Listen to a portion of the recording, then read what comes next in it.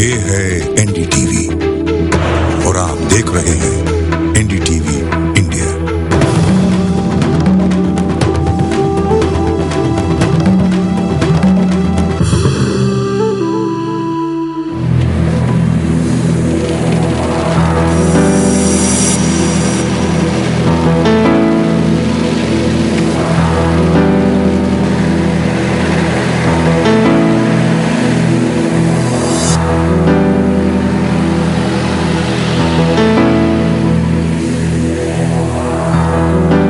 कहानियाँ इतनी भयानक, इतनी डरावनी हैं कि उनको बताना मुश्किल है। लेकिन मुश्किल ये भी है कि बताए बिना भी काम नहीं चलता है, क्योंकि हमारी चुप्पी से उन अपराधियों पे पर्दा रहता है जिनका पर्दाफाश ज़रूरी है, क्योंकि ये लोग हमारे समाज, हमारे धर्म, भारतीय सभ्यता पे कलंक हैं।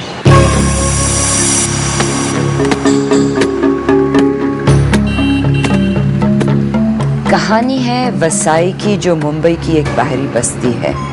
आधा शहर है, आधा गांव। और जैसे अक्सर ऐसी जगहों पे होता है, यहाँ आधुनिकता और दकियानूसी के बीच झूलती सभ्यता है। एक तरफ असर है मुंबई की शहरी हवाओं का, और दूसरी तरफ है देहातों की जातिवाद और झूठी इज्जत में डूबी परंपराएं। और क्योंकि इस झूठी इज्जत की बुनियाद है महिला का एक चीज होना, इंसान नहीं, तो उसका किसी आदमी से मोहब्बत या अपनी मर्जी से विवाह करना पाप है। इज्जत बचाने के बहाने अगर बेगुनाहों की हत्या भी कर दी जाए तो समाज हत्यारों को इज्जत के पहरेदार मानता है। कुछ ऐसी ही कहानी है सुषमा तिवारी और प्रभु नोचिल की। वाली खेरपाड़ा एरिया मानिकपुर पोजीशन के अंतर्गत, वहाँ पे एक तिवारी फैमिली और नोचिल फैमिली रहती है। तो वहाँ पे सुषमा, ये लोग का संबंध प्रेम हो गए और 10 भाई मतलब, तो फिर उन्हें बाद में शादी कर लिया। तो उन्होंने धर्म तो एक ही था ना, हिंदू थे नहीं, मतलब उनका केरला कल्चर था, मैं वही बोला आपको। हाँ। और इनका यूपीएन कल्चर था। अच्छा। इसके उनका जम नहीं रहा। पिता माँ बाप के साथ नहीं, अपने पति के साथ रहती। पति के पास, और वो जानते थे कि 1 साल से वो पति के साथ रहती है। फिर वहाँ में उनका जो लड़का है दिलीप तिवारी, तो वहाँ का थोड़ा गुंडा है वो, मतलब, और शराब पीने की उसको आदत है। अच्छा। उसके 2-3 फ्रेंड लोग हैं, वो साथ में बैठ के पीते थे और उसको हमेशा चिढ़ाते थे कि तुम्हारे बहन ने उसके साथ शादी कर लिया, तुमने क्या किया वगैरह, वो हिसाब से। और क्या होता है कि घर में भी जो लड़की के माँ ज़्यादा करके रहती है, वो हमेशा बोलती है तुमने हमारी नाक कटवा दी और समाज में मुंह दिखाने के काबिल नहीं रहे। तो ये जवान लड़के के ऊपर उसका बहुत इम्पैक्ट होता है। बाद में वो लोग ने 16 तारीख को रात को बहुत शराब पी रखी थी और उन्होंने प्लान बनाया कि भाई इनको अभी ख़त्म कर देगा ऐसा। तो उनके साथ में उनका एक दोस्त था मनोज पासवान बोल के, और एक सुनील यादव करके था, और ये तीनों, और एक लड़का था, उसका नाम अभी तक मालूम नहीं पड़ा। ये चारों ने मिलकर रात को 12:30-1 के दरमियान वहाँ पे उनके कातलाना हमला कर दिया।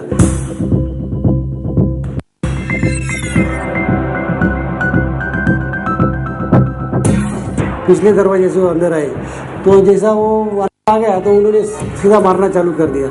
उसमें उसकी जो माँ है प्रभु की, इंदिरा करके, और एक बहन है दीपा करके, तो वो भी बहुत घायल हो गई, उसको बहुत इंजरीज हुए। तो छुरे थे, क्या थे इनके हाथ? उनके पास चाकू थे बड़े बड़े और चॉपर जैसे थे। अच्छा। उन्होंने उनसे हमला कर दिया। हाँ। बिल्कुल ही काट दिया। हाँ, बहुत मतलब मर्सीलेसली मारा, कि मुझे मरने के लिए मारे थे वो, जो भी सामने उनको मारते थे। और ये आसपास कोई रहता नहीं है, घर अकेला है क्या? नहीं, आसपास में रहते हैं लोग। हाँ। लेकिन वो लोग जो बाहर सोए थे वो भी वो डर के मारे अंदर जाके सो गए, और जब पुलिस आप पहुंची तो कोई बताने को तैयार नहीं। ये लोग भाग गए थे ना, यूपी भाग गए थे सारे के सारे, उसी रात भाग गए थे। कौन कौन गया था? दिलीप भागा था, और उसके माता पिता, पासवान और माता पिता, और बहन, एक बहन भी तो और बहन अभी पकड़ी नहीं गई? बहन जो कल्पना है वो अभी तक पकड़ी नहीं गई। अपनी पकड़ी नहीं गई। और तो आपने फिर ये इनके माँ बाप को कहाँ पकड़ा और फिर क्या हुआ उसके बाद? क्योंकि इल्जाम लगा था ना कि आप लोगों ने वो पकड़ा नहीं और ये वो वगैरह, एक्शन कमेटी बनी थी। पहला जो हमारा मतलब निशाना था तो दिलीप तिवारी के ऊपर था कि ये वॉज मेन कल्प्रिट, वो मेन कल्प्रिट था। इसलिए हमको जब मालूम पड़ गया कि वो यूपी गया है तो हमारे पुलिस स्टेशन की और हमारा जो एलसीबी रहता है लोकल क्राइम ब्रांच थाने की, वो उनको हमने यूपी भेज दिए थे। तो कानपुर के पास फतेहपुर गांव है, उसके बाजू में बिजोरी करके छोटा सा गांव है, वहाँ पे उनको पकड़ा है दिलीप तिवारी को। आसानी से पकड़ लिया? काफी बहुत तकलीफ हो गई उसको पकड़ने में, क्योंकि उनको वहाँ पे वो लोकल सपोर्ट भी था पॉलिटिकल। अच्छा। और उसका जो भाई दिलीप का प्रदीप करके, हाँ। उसका जो ब्रदर इन लॉ है, मतलब उसके वाइफ का जो भाई है वहाँ हाँ। का जो एक्स मुखिया है, अच्छा, वो राजेश शुक्ला करके, तो उन्होंने काफी हमको तकलीफ दिया उनको अरेस्ट होने में। वैसा केस चलेगा तो उसका जल्दी फैसला हो जाएगा 1 साल के अंदर।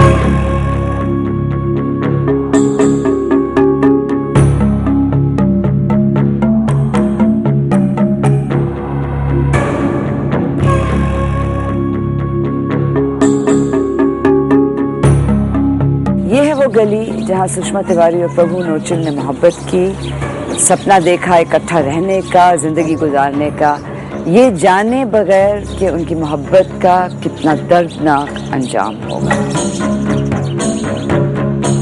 हत्यारों ने चाहा था पूरे नोचल परिवार को खत्म करना, लेकिन शायद सबकी जान बच जाती अगर इस गली के लोगों ने थोड़ी सी हिम्मत दिखाई होती। क्या देखा फिर आपने? यहाँ पे देखा कि सब लोग जमा हुए थे, पुलिस वाले सब लोग थे यहाँ पे। हाँ। और इनको सबको मारकर अंदर सब खून से भरा हुआ था। हाँ। वो लड़का जो था उसने उनको मार दिया था। हाँ। और पिताजी जो थे उनका गला कटा हुआ था। छोटा लड़का जो था, हाँ। जो मेहमान आया हुआ था, उसको भी काट के अंदर डाल दिया था। हाँ। यही हम लोग देख रहे थे। फिर हम लोग वहाँ पे बोरीवली हॉस्पिटल चले गए। हाँ। वहाँ पे प्रभु का पेट पूरा फटा हुआ था। प्रभु जिंदा थे? जिंदा था, वो 10:30 बजे तक जिंदा था। तो यानी अगर किसी ने मदद किया होता तो शायद बच सकता था। उस वक्त अगर मदद किया होता तो बचता, क्योंकि वो सामने भी गया। तो कहते हैं कि सामने घर में मैंने कहा मुझे बचाओ तो उसने बचाया। इस वाले घर में? हाँ जी। तो अच्छा। उन्होंने बचाया नहीं, वो अपना खाट लेके अंदर चले गए। हाँ। और लड़का को बाहर ही रख दिया।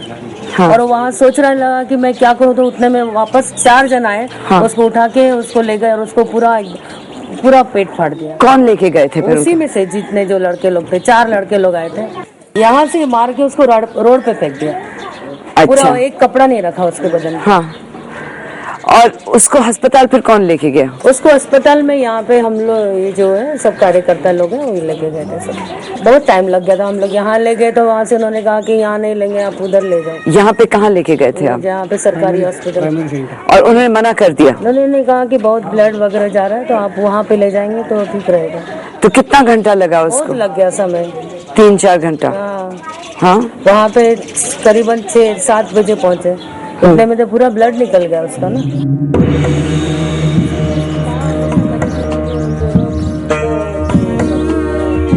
ये क्या खून के हैं धब्बे? ये सब खून के धब्बे थे, ये सब पोछा गया।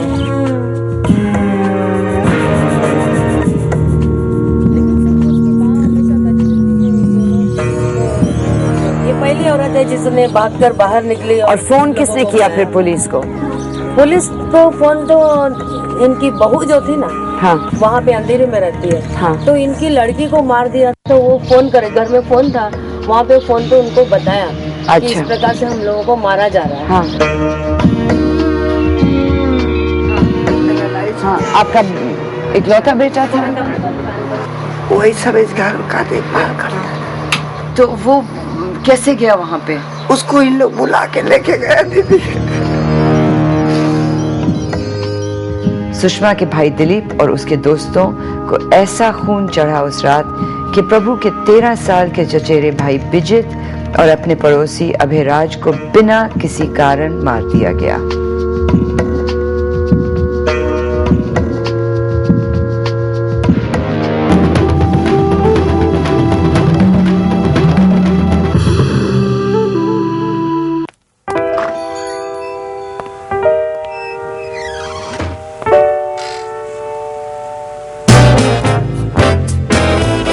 मजा कुछ और ही है।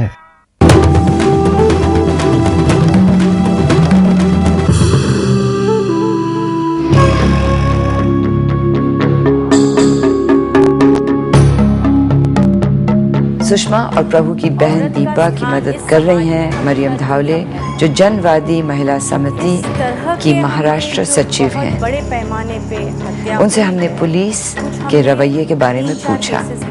आप संतुष्ट हैं कि पुलिस ने पूरी तरह से जो कर सकती थी पुलिस ने किया है? देखिए, हमें क्या लगता है कि थोड़ा प्रीएम्प्टिव भी पुलिस को कभी कभी होने की ज़रूरत है।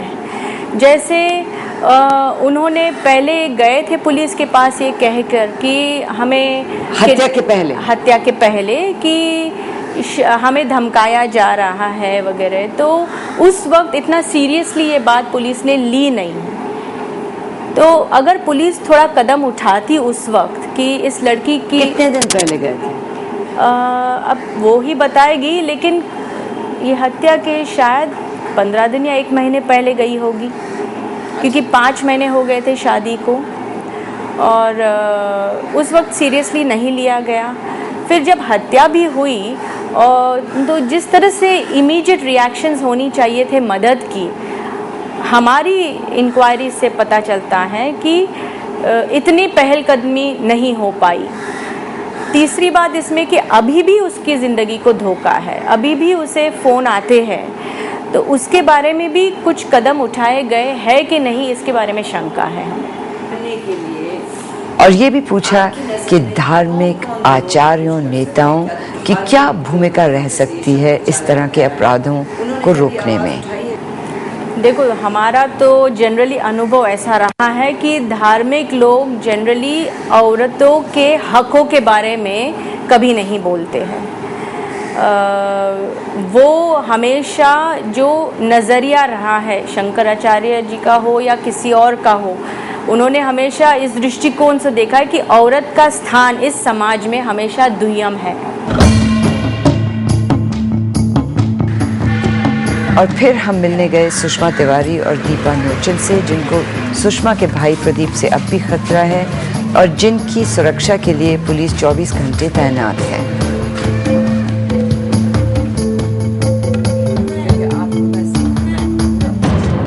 इन दोनों 20 साल की बच्चियों से जिंदगी गुजारने के सारे साधन छीन लिए गए हैं। ना इनके पास कमाने का कोई जरिया है, ना रहने के लिए घर, और ना उनके जख्मों को मलहम लगाने के लिए कोई बड़ा।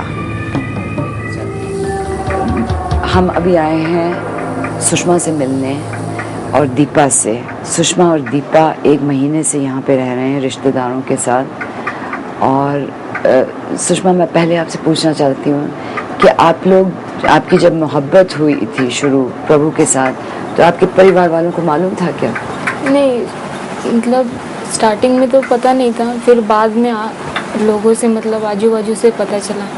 तो भाई को पता था, लेकिन हाँ, भाई को पता था, लेकिन कभी उसने कुछ कहा नहीं। फिर उसके बाद मम्मी ने हम दोनों को साथ में देखा, प्रभु को और मेरे को। तभी क्या कॉलेज में मिले थे आप लोग? नहीं, घर के ही पीछे। वहाँ पे देखा आपने? हाँ, दोनों को देखा। तभी मतलब मम्मी गाली देनी चालू की और फिर पत्थर भी उठाया था मारने को। हाँ। तभी मैंने हाथ पकड़ लिया था और फिर मम्मी मुझे मारने लगी और फिर मार के घर पे लेके गई। तभी प्रभु मतलब उसे मतलब अच्छा नहीं लगा, तो उसने मम्मी को कहा कि आंटी, मैं आपके लड़के से प्यार करता हूँ और शादी करना चाहता हूँ। तो फिर मम्मी, आप लोग एक दूसरे को बचपन से जानते होंगे? नहीं, बचपन से नहीं, 5 साल हो गए। अच्छा, तब से। हाँ। तो शादी जब आपने की, चुपके से की? हाँ, मतलब शादी के लिए फिर इनके घर से मतलब शादी के लिए पूछा था, तो तभी हम लोग के घर वाले ने मतलब ना कहा था। और फिर मेरे गांव में मतलब शादी के लिए लड़का देखा था शायद से, फिर वहीं पे मेरे को भेजने वाले थे। तो फिर मैं मतलब गई नहीं, एग्ज़ाम थे मेरे।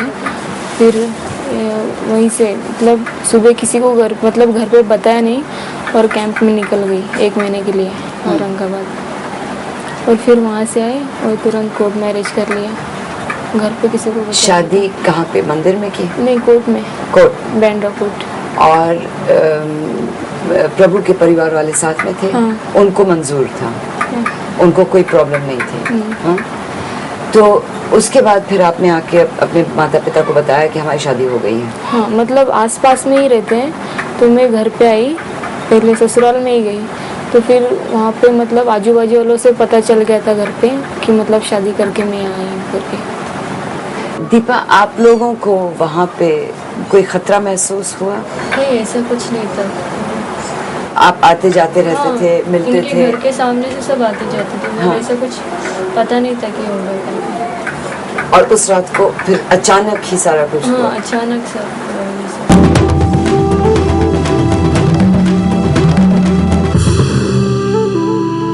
So in conclusion, I'd like to thank you. Excuse me? Yes. Looking at your annual report, page 16, can you explain the implication?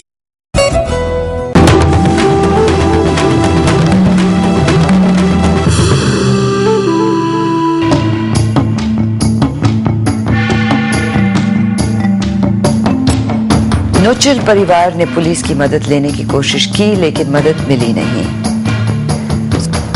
Friends के द्वारा मेरे को पता चल गया था कि माँ कॉलेज में आ रही है करके, तो मैं दूसरे गेट से निकल जाती थी। फिर अचानक से एक दिन सामने ही आ गई, तो फिर तभी बात की, मतलब वहीं पर रोने लगी। तो मैंने मतलब उसको बताया कि काय को रो रही है करके। फिर थोड़ा साइड में लेके गई और उसने फिर बताया कि पिताजी को तेरे अटैक आ गया करके, और बड़ा भाई भी पागल हो गया है, यहाँ वहाँ घूम रहा है करके।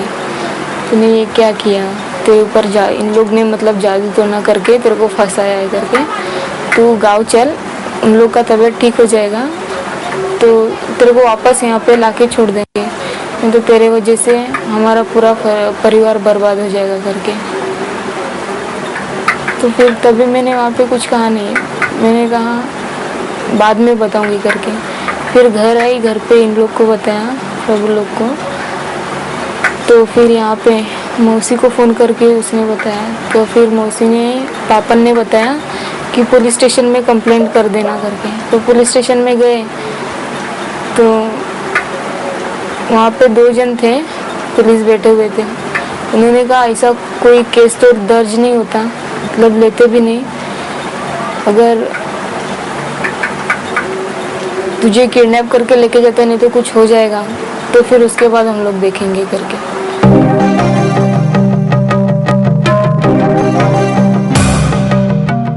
सुषमा को क्योंकि डर था कि उसका परिवार उसको जबरदस्ती गांव भेज देगा, वो उस रात प्रभु के किसी रिश्तेदार के पास ठहरी थी। लेकिन दीपा वहीं थी और उसको भी हथियारों ने मारने की कोशिश की। आप लोग सोए हुए थे? हाँ, मुझे तो नींद में ही चाकू मारा गया। नींद में? हाँ, मैं नीचे सोई हुई थी तो मेरे को मारा था चाकू।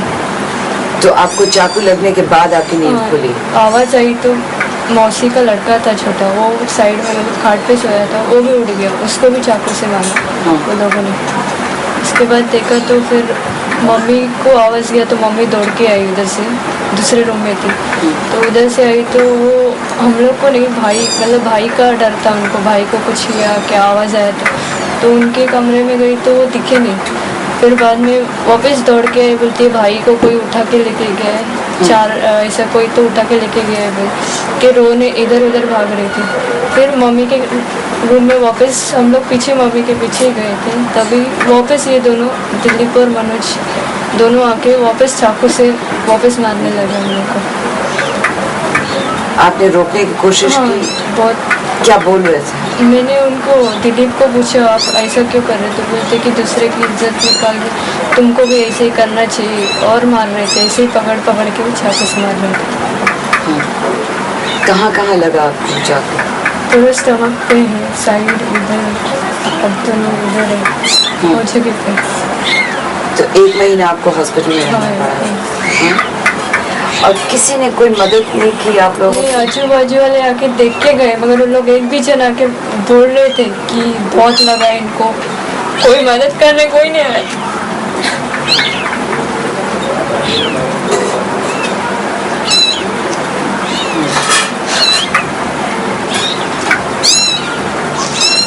बाद में भी सब खड़े थे उधर, कोई नहीं। मम्मी भी भोजन के घर पे जाके ऐसा ठोक के बोला कि आप पुलिस को इन्फॉर्म करो, नहीं तो कुछ रिक्शा विक्शा लेकर आओ, हम लोग को हॉस्पिटल पहुँचाओ। पर कोई नहीं, सब बाहर खड़े थे आदमी लोग, आजू बाजू वाले, कोई हेल्प नहीं किया था। फिर हेल्थ सेंटर में लाए तो उन लोग दवा कुछ नहीं कर रहे। पहला उन लोग का क्वेश्चन ही चालू है, उन लोग को हम लोग बोल रहे हैं आप दवा करो, बाद में हम लोग सब बताएंगे। पहला दवा करेंगे तो हम लोग को ताकत रहेगा तो ही बताएंगे ना, नहीं तो कैसा बताएंगे, ऐसा बोल के कितना बोल रहे। मगर वो लोग कुछ दवा ही नहीं कर रहे थे, कुछ नहीं। उन लोग खाली क्वेश्चन पूछ के कम से कम 1-2 घंटे के ऊपर वही चालू होता लगता है। 1-2 घंटा? हाँ, ऐसे ही लग रहा है, क्योंकि 4 बजे के बाद ही उधर एम्बुलेंस आके इधर बोरे लेकर आए थे। तब तक कुछ किया नहीं उन लोग ने। डॉक्टर था वहाँ पे? डॉक्टर क्या कोई मालूम नहीं, उधर 2-3 आदमी लोग थे, सब उन लोग लिखा, सब पूछ के लिख रहे। उधर पास में कोई हॉस्पिटल नहीं है? हॉस्पिटल बहुत सारे, मगर कोई लेकर ही जा रहे नहीं थे। मतलब उधर ये सब बोलते कि कुछ होएगा एक्सीडेंट तो गवर्नमेंट हॉस्पिटल में लेके जाते हैं, इसके लिए लोग पूछताछ ही करते रहे। मम्मी है, मम्मी को कौन देखेगा, उनका हालत देखेगा तो अब टेंशन आते, पूछो मत। वो कुछ बोल भी नहीं सकते, ऐसा लग। अभी थोड़ा ठीक हुई है कि नहीं? ठीक है, अब हम लोग का लेने से अच्छा मम्मी को जाके देख सके तो देखो उनका हालत कैसा है।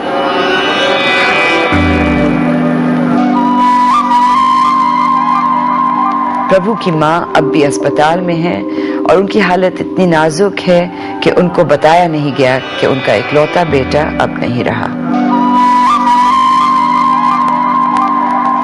आखिर में यह कहना जरूरी है कि इस तरह के शर्मनाक अपराधों को अगर रोकना है तो हम सबको जिम्मेवारी लेनी होगी, और खास तौर पे समाज के जो पहरेदार अपने आप को मानते हैं, धर्म के रक्षक और भारतीय संस्कृति के रक्षक। कहाँ हैं वो लोग? इस तरह के अपराध जब होते हैं, क्यों हमेशा सिर्फ उनकी चुप्पी गूंजती है?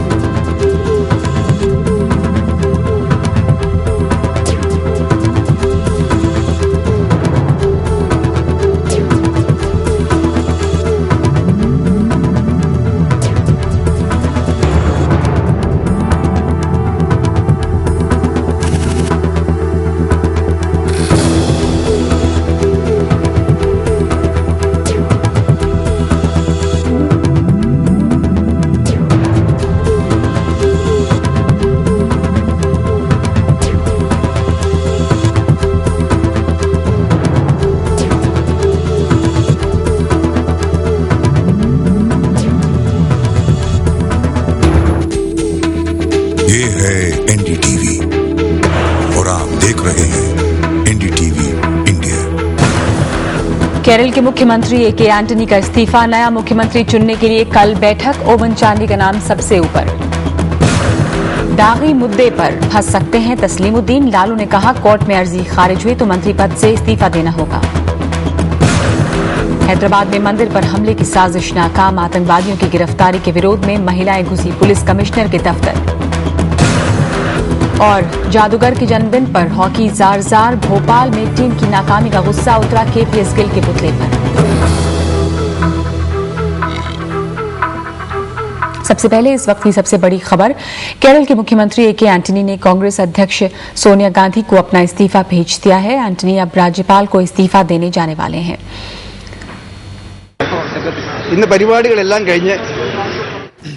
आज के कार्यक्रमों के बाद मैं सोनिया गांधी से मिला और उसके बाद मैंने उन्हें बताया कि जिस तरह से चुनाव में केरल में कांग्रेस की हार हुई है, उसके बाद मैं मुख्यमंत्री बने रहना नहीं चाहता। उन्होंने मेरी बात मान ली है और अब मैं अपना इस्तीफा भेज रहा हूँ। കാരണം പാർട്ടി ഇത്രയും വലിയൊരു പരാജയത്തിന് ശേഷം ഞാൻ തുടർന്ന് ശരിയല്ല, അതുകൊണ്ട് ദയവ് ചെയ്ത് എന്നെ ഒഴിവാക്കണം എന്ന് പറഞ്ഞു കോൺഗ്രസ് പ്രസിഡന്റ്। केरल के वरिष्ठ कांग्रेसी नेता के करुणाकरण से हमने इस बारे में कुछ देर पहले बातचीत की। You see, Anthony himself decided to quit from office, taking the A K. Antony ने खुद इस्तीफा देने का फैसला लिया है। लोग वैसे भी इस सरकार से बहुत खुश नहीं हैं। मेरे ख्याल से एंटनी के इस्तीफे के फैसले से राज्य में कांग्रेस पार्टी को और फायदा होगा। इससे पार्टी और सरकार दोनों मजबूत होंगे। decision has taken, and according to me, that will help the Congress in Kerala to strengthen the party and the government. और इस एंटनी के इस्तीफे पर